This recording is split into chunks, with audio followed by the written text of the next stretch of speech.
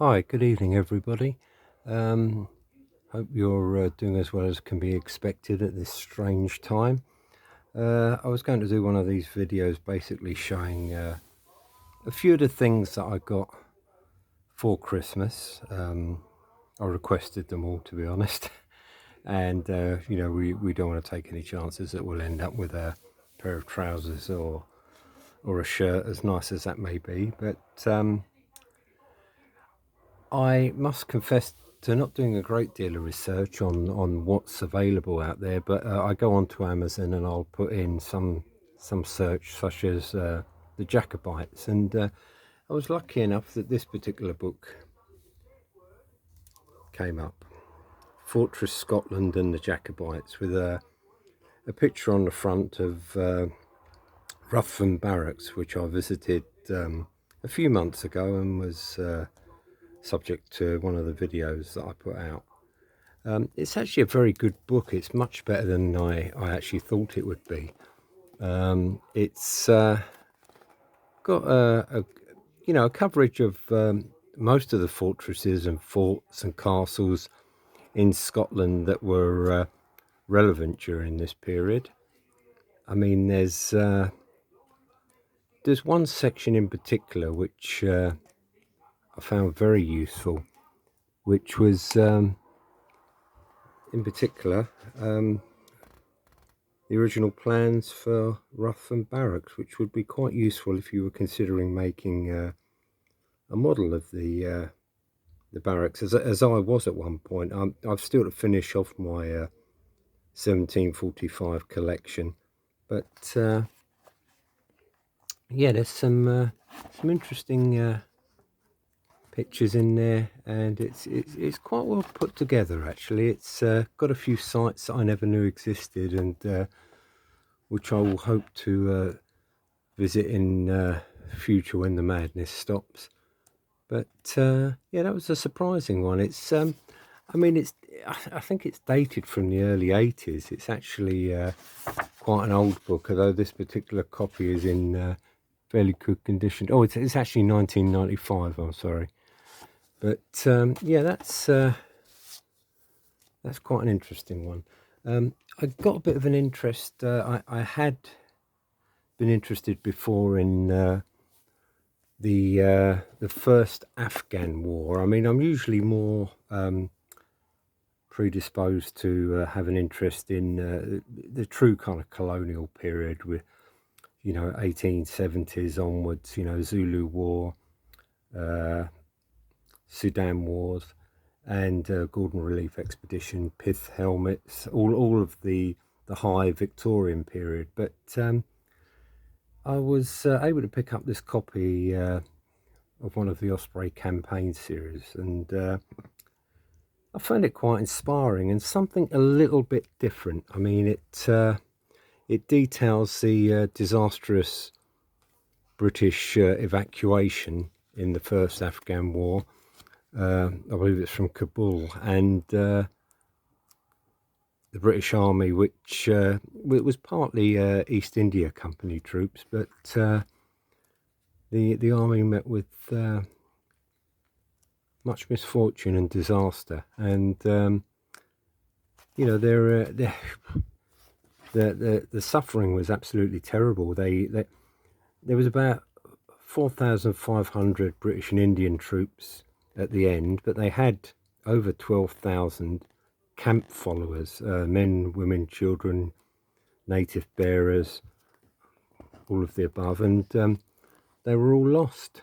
I mean, this is a picture of the site today, in which the 44th East Essex Regiment made their last stand, and it was one of the most disastrous. That's the same site during the battle. The captain there, I believe it was Captain Suter, who had the regimental colours wrapped around his waist and was taken by the Afghans for someone of superior rank and spared, although he suffered many privations as a prisoner for a number of months until rescued. And it's you know, the uniforms, that kind of curious mix of almost Waterloo Napoleonic uniforms, with the shakos becoming more sort of bell-topped, as they describe them. And you know, as I say, prior to the adoption of the pith helmet, so it's a curious kind of time when the uniforms were completely unsuitable, really, for the conditions that they were experiencing. Lady Florentia Sale, who is partly the subject of the next book, she was taken prisoner by the Afghans until exchanged, and she's written a very, very atmospheric novel, you know, written within months of the actual incidents, and she was the wife of one of the column commanders, and a woman of great fortitude, apparently. The final book is somewhat of an oddity. It's uniforms of the British and Indian armies. Once again, I just put into the Amazon search for a book of British Army uniforms of this time, and I was able to come up with this. This is a series of prints made around about the 1840s up to around about 1855 by a company called Ackermans, who produced very fine prints at the time of British and Indian regiments. And I mean, actually start off with a rather nice one of Queen Victoria herself. And these prints now, in original condition, are prohibitively expensive, and most of them are not in at all good condition. They were available commercially at the time, but albeit there's very few left now. They're one of the ones that are available fairly comprehensively as a collection. I believe it's in the collection in New York, and they were able to make copies for this book. And you've got there on the left, you've got the Prince Consort,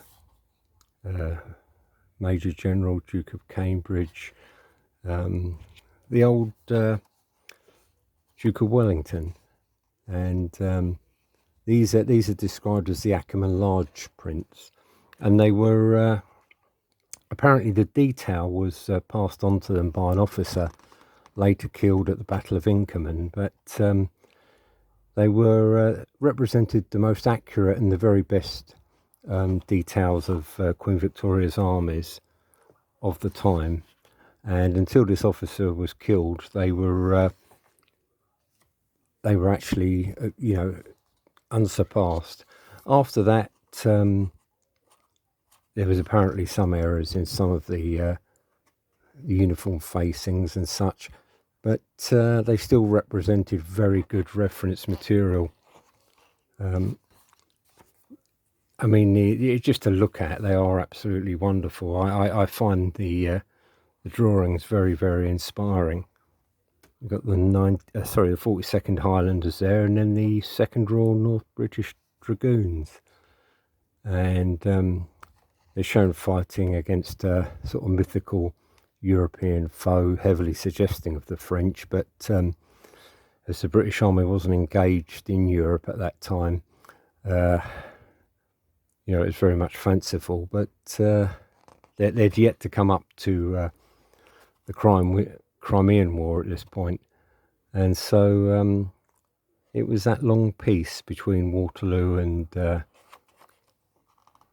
Crimea. Although that's not to say there wasn't a considerable amount of fighting going on in India, and indeed around the globe, wherever British interests were. We get onto some of the infantry regiments. You've got the Rifle Brigade there, looking, I mean, for me, very much similar to their Napoleonic appearance. 93rd Sutherland Highlander there, They really are. I mean, they're you know, they're deeply impressive in their colours. 74th Highlanders, 3rd Surrey Militia, got the 92nd Highlanders there, Connaught Rangers, 88th, 1st Royal Regiment on the drill ground outside Dover Castle.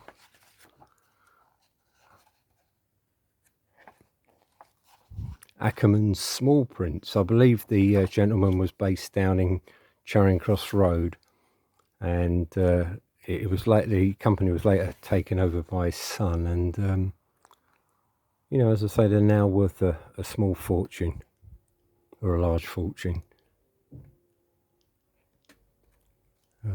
What's called the new series, which is, you know, almost certainly after the death of the officer whose name escapes me at the moment, but he was constantly sending back sketches and illustrations and details of the uniforms to Ackerman, who had his artists transform them into these beauties. But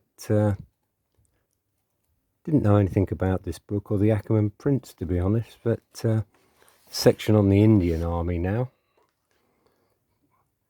Nizam's Army, Madras Infantry, Nizam's Cavalry. I presume that's one of the princes allied to the British at that time. As I say, it was the East India Army that made up a considerable part of the force that was engaged in the first Afghan war. And Governor's Bodyguard, Bombay Horse Artillery, Bengal Infantry, with a drummer there. And apparently the drummers were very often the result of liaisons between white officers or men and local women. That's the posts that they were given generally. Nizam's Army Camel Gunner. As I say, the prints are absolutely gorgeous. Bengal Infantry and Bombay Native Infantry.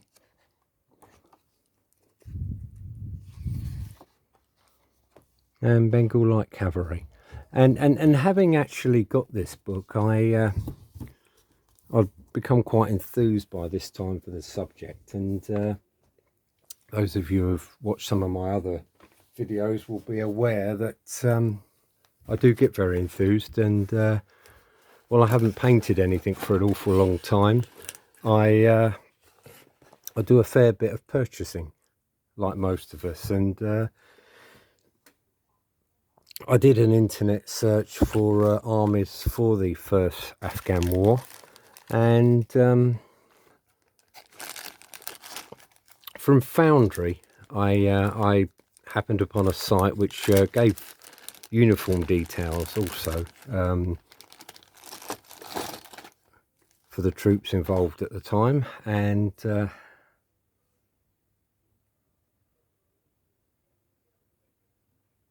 this is Bombay Horse Artillery.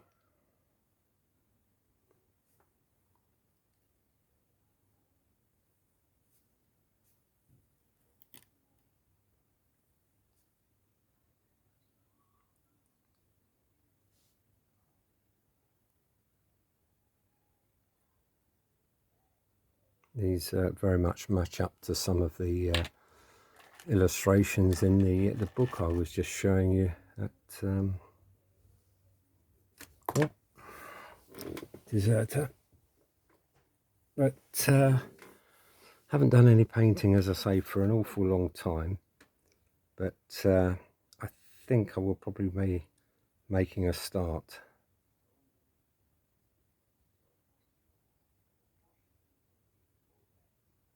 There we go. Now we also got some British officers. Just take one or two of those out now to show you.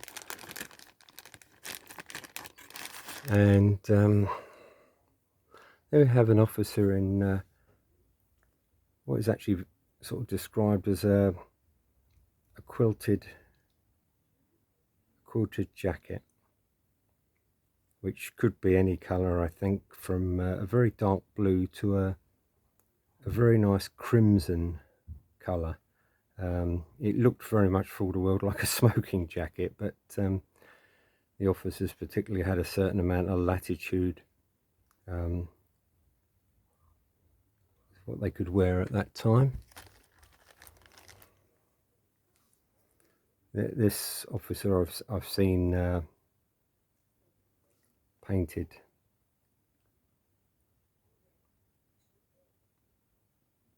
Oh, there we go, somewhere there.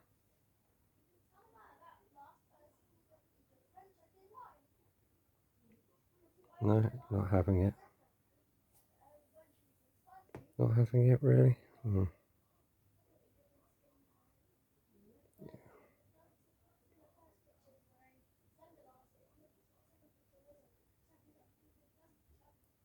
Very nice figures from Foundry, and purchased several boxes of theirs, and then I started looking further afield, and I decided to look at Perry's, and much to my surprise, Perry's have actually brought out a plastic box of Infantry.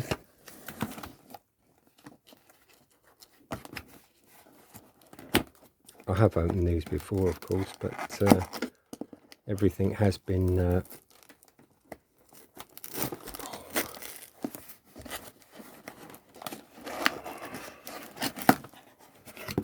we go. This is the usual sets of Perry's plastics. This is Afghan tribesmen, which would suffice from 18 to 1900, and probably if you change the rifles, you may even get them up to much more recent times. But a nice set there. The figures pretty much that you see.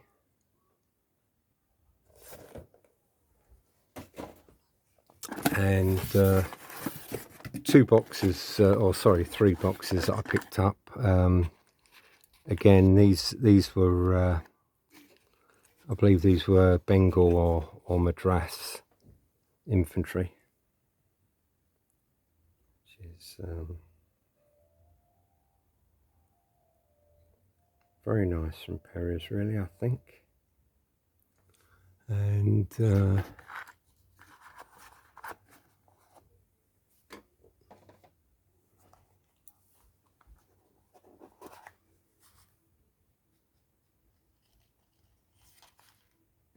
also some British infantry, a couple of regiments that stand out: 13th Somerset Light Infantry and 44th East Essex, to name but two. But as I say, they were primarily not exclusively so, but primarily Indian troops involved, and they could be from, as I say, Bengal, Bombay or Madras.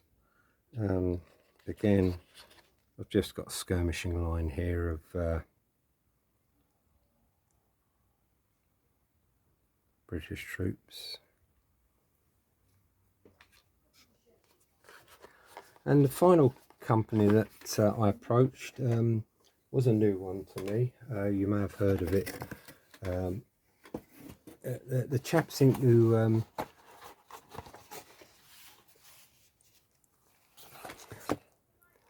it's Empire, and the gentleman's based up in Ayr in Scotland, and from what I read, it seemed to be, the company seemed to be specialising in the crowdfunding situation, where when they receive sufficient requests or orders, actual money orders for a type of figure, they will put it into production and then sell them, subsequent to getting sufficient funds to produce the figure. So interesting idea. I've heard it mentioned several times before, but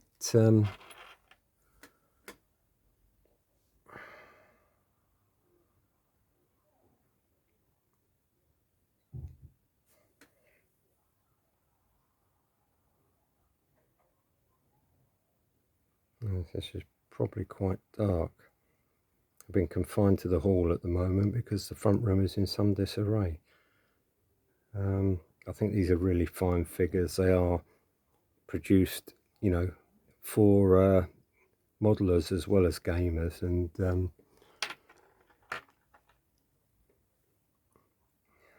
in fairly limited numbers. So it's not a huge range at the moment. There's some Afghan troops, but I just really wanted to purchase the British because of lack of availability elsewhere. I decided to go metal, whereas the Afghans, you get a sufficient number in the box there for plastics. The other one is quite an interesting.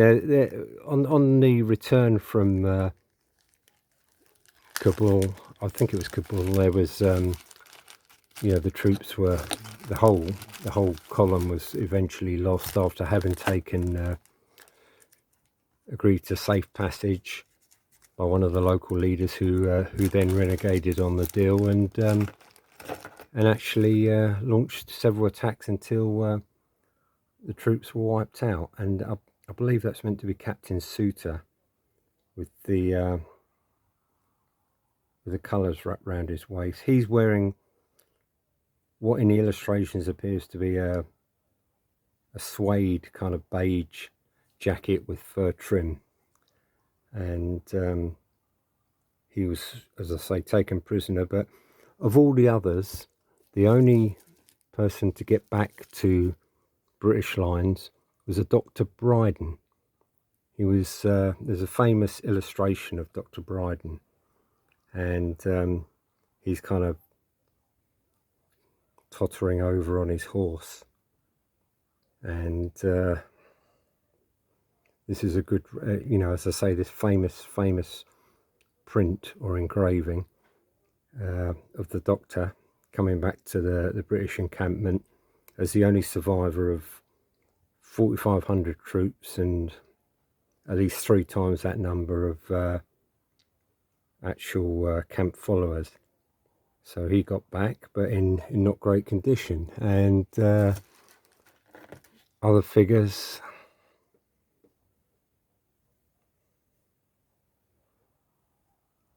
another officer there with his hat tied on, and another one of the sort of suede leather jackets.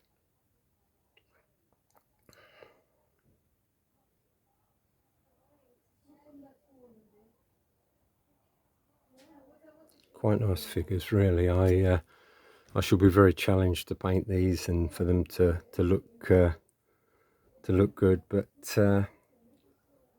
as I say, I've made so many false starts, so many decisions to wargaming, or at least not even wargame, but to collect armies in one period or another, and I've failed to proceed beyond the point of actually purchasing the figures.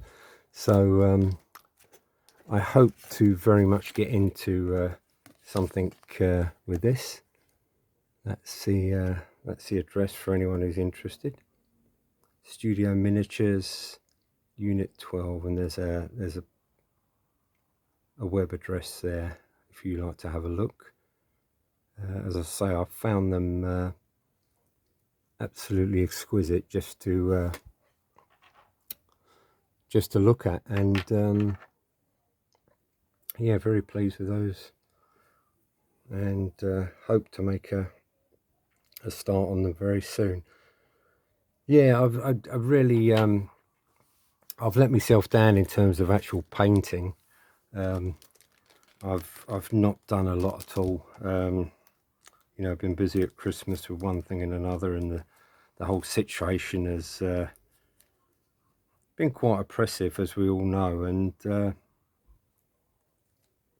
not done much beyond reading. I've done a lot of reading, but you know, putting a paintbrush on a figure, not really. And keep buying, but don't get to the point of where I actually feel enthused enough to do the painting. But that's all about to change anyway. I'm going to make a good shot at these, and at some point get onto the Perry figures.